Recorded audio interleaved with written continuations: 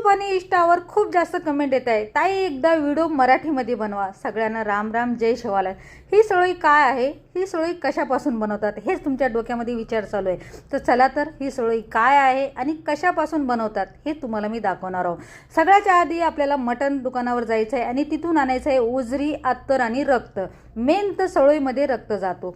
आता इथे बघू शकता तुम्ही, मी अत्तर ओजरीला बारीक बारीक कापून घेतलेलं आहे. आता आपल्याला एका पतीलामध्ये टाकायचं आहे. आम्ही याला भगोना म्हणतो. आता पतीलामध्ये टाकल्याच्या नंतर आपल्याला 1 गिलास पाणी टाकायचं आहे. याच्यामध्ये हळद न टाकता, मीठ न टाकता खाली पाणी टाकून याला 5 ते 6 मिनिटं उकळी घ्यायची आहे.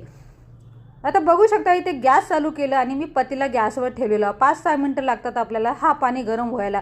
जेवढं पाणी आपलं चांगला गरम होईल तेवढी आपली ओजरी अत्तर स्वच्छ धुवून निघेल. असं करून आपल्याला 3 ते 4 वेळेस गरम पाण्यामध्ये ओझर अत्तर धुवून घ्यायचं आहे.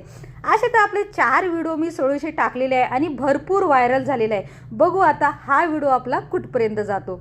आता बघू शकता हा तिसरा पाणी आहे आणि पाणी स्वच्छ निघालेलं आहे. याचा मतलब असं आहे की आपली ओझर अत्तर स्वच्छ धुतली गेलेली आहे.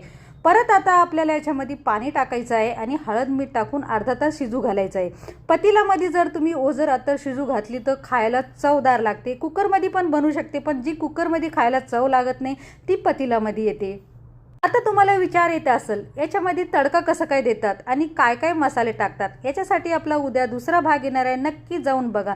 असे छान छान व्हिडिओ बघण्यासाठी आपल्या व्हिडिओला फॉलो करा, तुमच्या मैत्रीण, मित्र, फॅमिलीमध्ये शेअर करा.